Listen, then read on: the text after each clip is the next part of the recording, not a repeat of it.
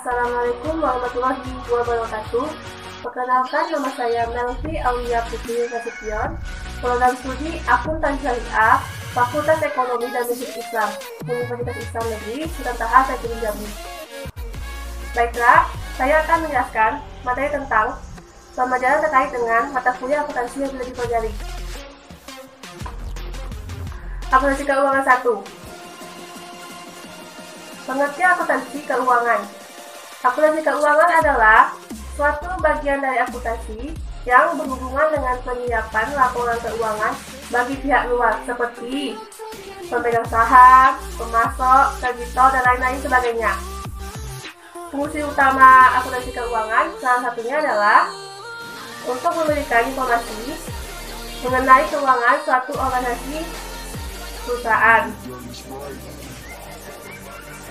Beberapa fungsi akuntansi secara umum. 1. Untuk mengetahui dan menghitung laba maupun rugi yang telah didapat oleh perusahaan. 2. Untuk memberikan informasi yang dapat berguna bagi manajemen perusahaan. 3. Dapat membantu untuk menetapkan hak bagi masing-masing pihak seperti pihak internal dan pihak eksternal.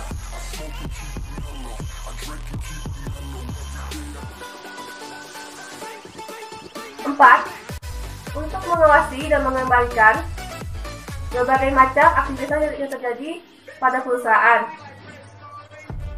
5. Dan untuk membantu perusahaan dalam mencapai target yang sebelumnya telah ditentukan. Jenis-jenis laporan keuangan. 1.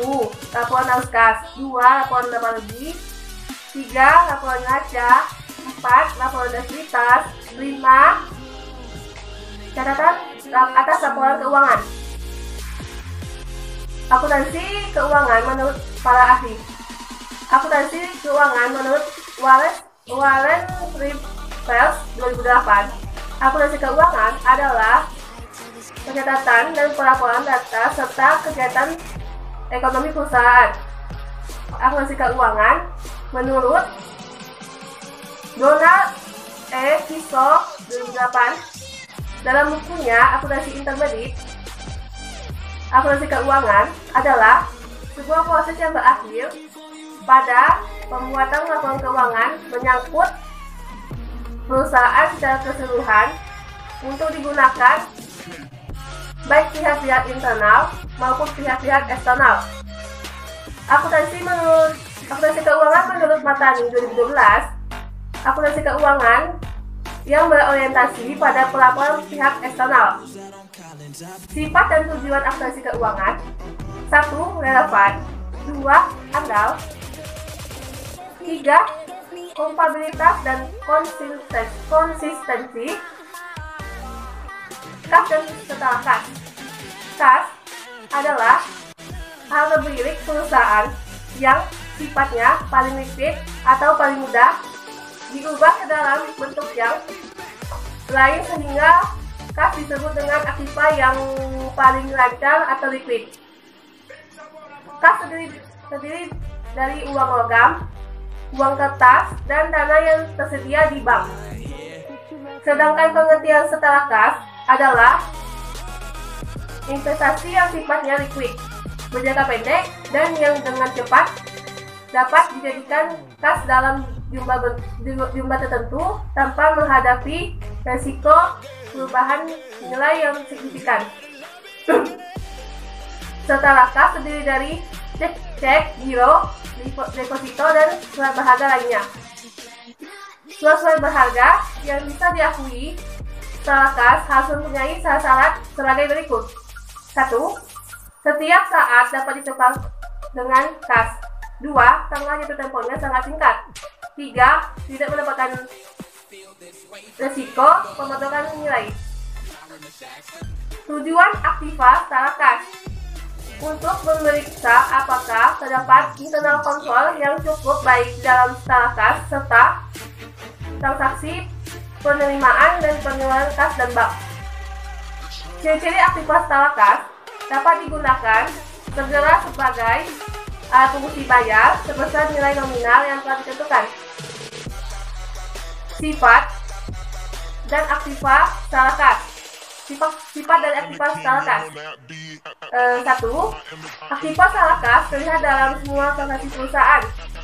2. Aktiva skala kas merupakan harta yang siap dan mudah untuk digunakan dalam transaksi serta ditukarkan dengan harta lain, mudah dipindahkan dan beragam tanpa tanda dari pemiliknya. 3. Jumlah uang aktiva skala kas yang dimiliki oleh perusahaan harus dijaga agar tidak terlalu cukup dan tidak berlebihan. Penggolongan kas terbagi lagi menjadi 2. 1. Kas kecil, petty cash atau cash on hand. 2. Kas di bank atau cash in bank. Pengertian kas kecil. Kas kecil adalah kas yang berupa uang yang disediakan oleh perusahaan untuk membayar pengeluaran yang jumlahnya relatif kecil dan tidak ekonomis jika dibayarkan dengan menggunakan cek. Metode pencatatan kas kecil terbagi lagi menjadi 2, yaitu 1. Metode tetap atau interest fund system. Metode tetap adalah metode pembukuan kas kecil di mana rekening kas kecil jumlahnya selalu tetap. Setiap pengeluaran kas terjadi, pemegang petty cash tidak serta-merta langsung mencatatnya, tetapi hanya sekedar mengumpulkan bukti transaksi pengeluaran. Ciri-ciri metode tetap antara lain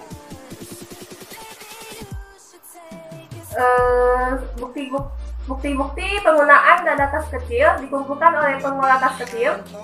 Pengisian dana kas kecil digunakan dengan penarikan cek yang sama jumlahnya dengan dana kas kecil yang telah digunakan sehingga jumlah dana kas kecil kembali kepada jumlah yang telah ditetapkan semula. Selanjutnya, berikut langkah-langkah yang dilakukan dalam metode tetap. 1. Pembentukan dana kas kecil di mana pemegang kas kecil diberi sejumlah uang tunai yang nantinya untuk pembayaran atas pengeluaran yang diperkirakan bisa memenuhi kebutuhan dalam waktu tertentu. 2.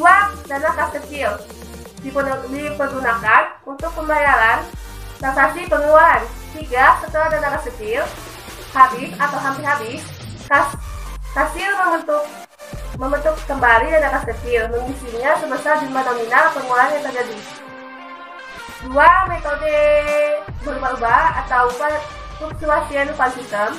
Metode berubah-ubah adalah suatu metode pengisian dan pengendalian kas kecil di mana jumlah kas kecil akan selalu berubah-ubah atau sesuai dengan kebutuhan. Sistem ini menghendaki bahwa jumlah nominal kas kecil tidak ditetapkan akan tetapi sesuai dengan kebutuhan. Kas besar atau kas bank atau cash in bank pada umumnya memiliki sistem pencatatan yang menggunakan prosedur rekonsiliasi bank yang dilakukan secara periodik antara pihak perusahaan dengan pihak bank. Persediaan atau inventory. Pengertian persediaan atau inventory adalah pos-pos aktiva yang dimiliki oleh perusahaan yang dijual dalam operasi bisnis normal atau barang yang akan digunakan atau dikonsumsi dalam membuat barang yang akan dijual. Jenis persediaan: 1. Persediaan bahan mentah. 2. Persediaan komponen lanjutan. 3.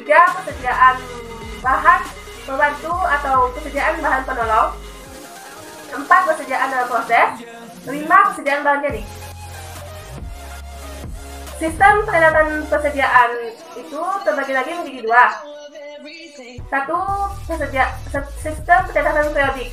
Sistem pencatatan periodik lebih mudah bagi perusahaan yang memiliki sistem yang belum terpadu.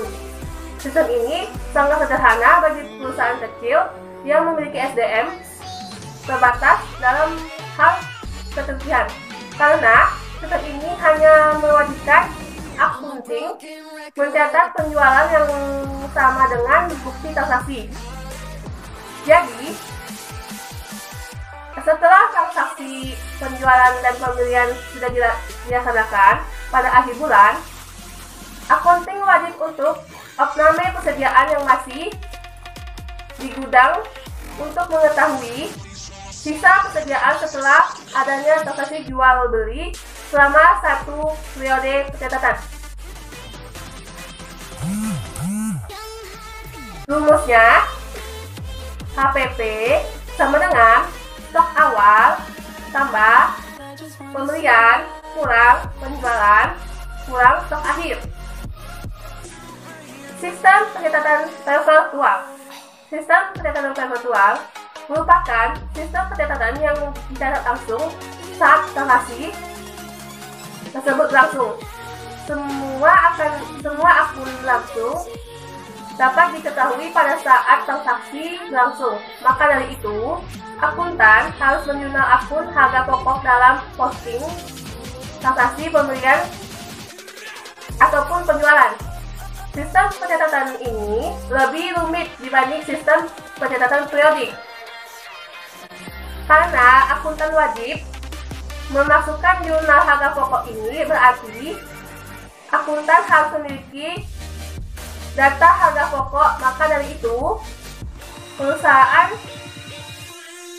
retail sangat jarang memilih pencatatan persediaan dengan sistem virtual. Perbandingan metode penentuan biaya persediaan dan pengaruhnya terhadap laporan keuangan. Metode FIFO, first in first out. Metode FIFO akan menghasilkan harga pokok yang lebih rendah karena menggunakan harga hasil lama. Hal ini dapat berefek pada laba perusahaan yang akan naik. Begitupun juga dengan persediaan akhir yang sejalan dengan naiknya laba perusahaan. Metode LIFO atau last in first out berkebalikan dengan metode FIFO yang akan menghasilkan harga pokok yang lebih tinggi karena menggunakan harga pembelian terbaru. Hal ini berujung pada laba perusahaan yang akan turun dan akun perusahaan yang tersaji dalam laporan neraca juga akan turun. Metode rata-rata atau metode average merupakan titik tengah dari naik turunnya harga. Maka dari itu, metode rata-rata akan mendapatkan titik tengah dari harga pokok, laba perusahaan, dan persediaan akhir. Juga untuk diketahui, ketiga analogi yang saya sebutkan di atas adalah efek menggunakan ketiga metode situasi harga naik dari waktu ke waktu. Metode penilaian persediaan selain harga pokok. Metode penilaian persediaan sebetulnya ada 4, namun yang sangat terkenal dan sangat lumrah yang digunakan oleh beberapa perusahaan yaitu harga pokok. Sekian dari penjelasan materi saya. Lebih dan kurang saya mohon maaf. Wabillahi taufiq wal hidayah. Wassalamualaikum warahmatullahi wabarakatuh.